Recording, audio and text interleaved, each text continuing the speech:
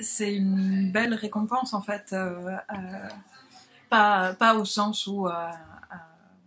pas au sens où j'attache une importance maladive au prix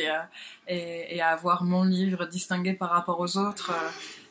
Ça, comme je l'ai dit dans la rencontre de ce soir, c'est plus quelque chose qui me pose problème parce que j'ai l'impression que tous les livres peuvent coexister et qu'un lecteur est plus riche d'avoir lu tous les livres.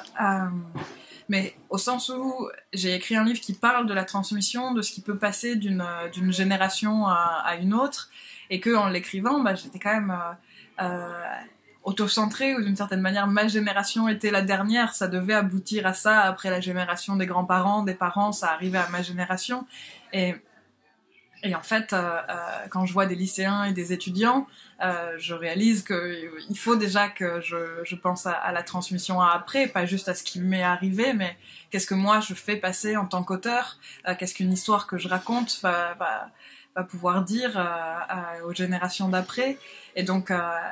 quand ces générations-là me disent qu'elles ont aimé le livre, j'ai l'impression que tout à coup le cadre de l'art de perdre il s'élargit, qu'à ces trois générations s'en ajoute une quatrième. Là en plus, dans le fait que ce soit la Belgique, il y a toujours cette question que moi je me suis posée sur est-ce que c'est pas une histoire franco-algérienne, l'art de perdre, est-ce qu'elle est pas ancrée uniquement dans les deux histoires de ces deux pays, et donc de pouvoir voir comme ça que là aussi ce cadre-là s'élargit, et que des lycéens, des étudiants belges peuvent voyager avec Naïma, Hamid, Ali,